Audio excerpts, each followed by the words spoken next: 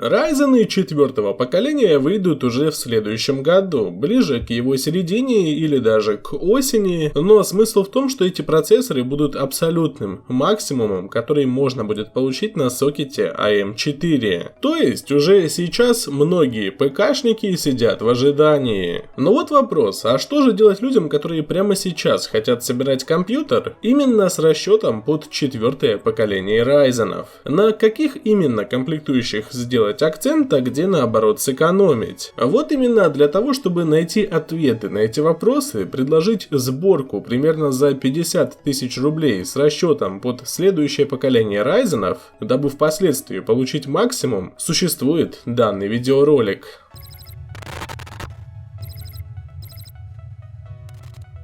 Наверняка многие из вас задумывались над заработком в интернете, но изучив вопрос, поняли, что все совсем не так уж и просто. К счастью, в этом вопросе может помочь отличный Dark Web форум DVB One, где помимо обсуждения различных тем имеется специальный раздел «Схемы заработка», в котором большая часть этих самых схем абсолютно белые, а что еще приятно, для посещения форума не нужно ставить никакие специальные браузеры типа Tor. Все доступно сразу, нужно лишь зарегистрироваться. Ну а если вам не интересны различные схемы заработка, имеется раздел, где предоставляют работу, либо же отдельные услуги, а также вы сами можете предложить то, что умеете, или же просто пообщаться во флудилке, а может быть что-то продать на торговой площадке. Прямо сейчас форум насчитывает практически 200 тысяч пользователей, то есть найти интересного собеседника не составит никакого труда. Короче говоря, ссылочка в описании, обязательно переходите и посещайте DVB One.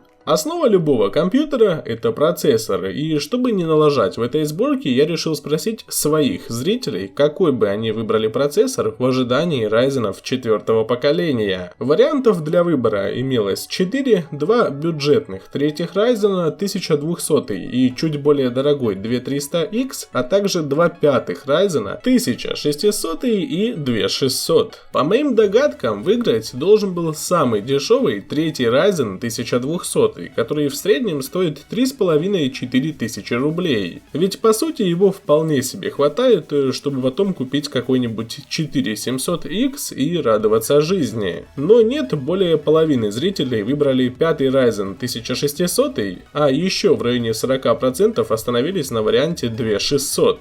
То есть, как вы понимаете, основой нашей сборки становится 5 Ryzen первого поколения 1600. Его, конечно, можно купить из AliExpress значительно дешевле, чем с DNS, но ведь нам нужна сборка с гарантией, которую в случае чего вы в любом городе сможете максимально быстро купить. Поэтому останавливаемся на OEM версии 1600 Ryzen, которая стоит 8000 рублей. Далее видеокарта, и тут лично я советую взять RX 580 на 8 гигабайт. Она будет актуальна и через год, а в случае чего подкопите и возьмете что-нибудь поинтересней. Например, RX 5700 или же 5700 XT с хорошей скидкой, или же, если будет возможность, ту же RX 5500, которая в скором времени появится в магазинах. Ну а сейчас откладываем в корзину за 13 800 рублей RX 580 от Power Color в варианте Red Dragon. А если хочется нехило так сэкономить, вы готовы подождать до 45 рабочих дней доставку из Германии, как вариант можно взять на Sophie.ru RX 580 на 8 гигабайт, например, от MSI или же гигабайта за 11 тысяч рублей. Ссылочка на магазин Sophie.ru будет в описании, обязательно переходите и ознакомьтесь с ассортиментом, ведь там имеется множество интересных предложений. Только имейте в виду, доставка может быть действительно долгой.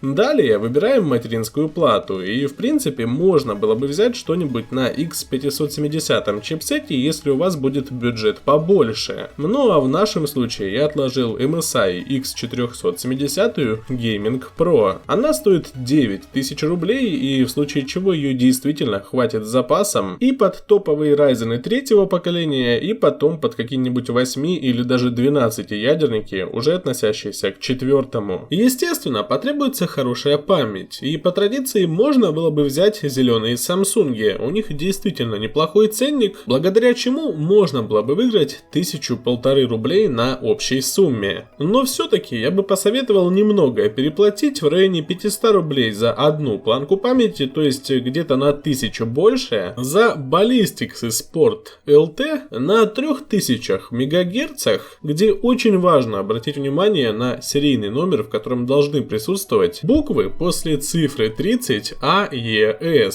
А то, в каком они будут цвете, это не так уж и важно. Главное наличие вот этих 3 букв в серийном номере, благодаря которым будут и хорошие чипы памяти, и низкие тайминги даже при высоких частотах. А что еще немаловажно, гарантия на Ballistics от 8 до 10 лет. За это время можно закончить и старшую школу, и университет, и жениться, и очень много чего еще сделать, а память все еще будет на гарантии. Следующий на очереди блок питания, и тут совсем нельзя экономить. Как вариант, можно было бы заказать с Compuniverse Seasonic M12 Evo на 620 Вт. Его ценник получается как раз таки в районе 4000 рублей, и это в общем-то очень даже неплохой блок питания. Но, к сожалению, мы собираем компьютер по месту в DNS, поэтому нас опять выручает Be Quiet, в данном случае System Power 9 на 600 Вт. Его ценник также получается 4000 рублей, и за свои деньги из магазина по месту это действительно хороший блок питания. Пусть и гарантии будет всего 3 года. Следом выбираем охлаждение для процессора, и тут я решил совершенно не заморачиваться и взять проверенный Gamax 300. Да, его в случае чего хватит и на следующее поколение, ведь AMD теперь делает упор на максимум из коробки. То есть даже если вы и будете разгонять проц, то более чем 100-200 МГц вы просто не накинете. Поэтому брать систему водного охлаждения или огроменную башню смысла никакого нет. Теперь и правда выбор дорогого охлаждения это удел Intel. Далее выбираем корпус, и тут в принципе покупать можно что угодно на ваш вкус и цвет. Лично я остановился на Zalman S2 за свои 2200 рублей. Это вполне себе неплохой корпус, в который и достаточно большая видеокарта влезет, и в случае чего можно напихать много различных вентиляторов, да и сам по себе он очень даже неплох. Главное то, что с лицевой стороны нет никакого стекла, то есть воздух будет вполне себе здраво циркулировать. Однако всегда можно взять какую-нибудь дешевку от Dexpo за там 1200-1300 рублей,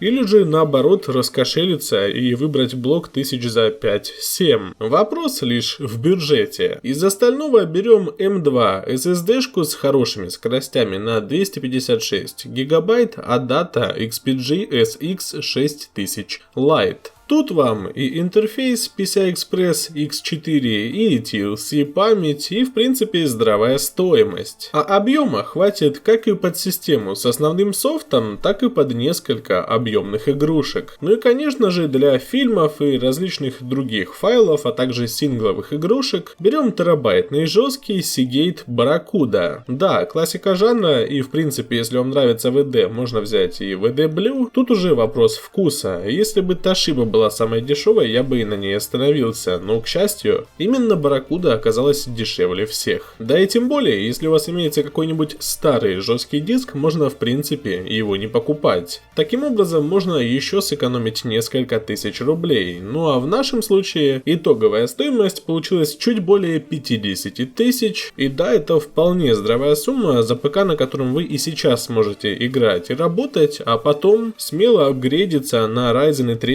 или же 4 поколения, тут уже как удобно. А также, если появятся какие-нибудь стоящие видеокарты, ваша 580 RX с остаточной гарантией без проблем уйдет на Авито, буквально на 3-4 тысячи дешевле. Короче, если не будет хватать видеокарты, поменять ее можно без проблем. А на этом все, сегодняшняя сборка заканчивается. Пишите в комментариях, как вам она, сделал ли я какие-то ошибки. И, конечно же, я согласен, предыдущая сборка за 500 баксов получилась немного сомнительной, но там был вопрос в том, что я ее собирал сугубо под требования конкретного человека. Хоть и говорил в видео, что куда разумнее будет взять 5-й Ryzen 1600, но это, в общем-то, не важно. В любом случае, спасибо вам всем за просмотр, подписывайтесь на канал, если еще не подписаны, ставьте лайки, жмите на колокольчик, дабы не пропускать следующие видосы, удачи и до новых встреч!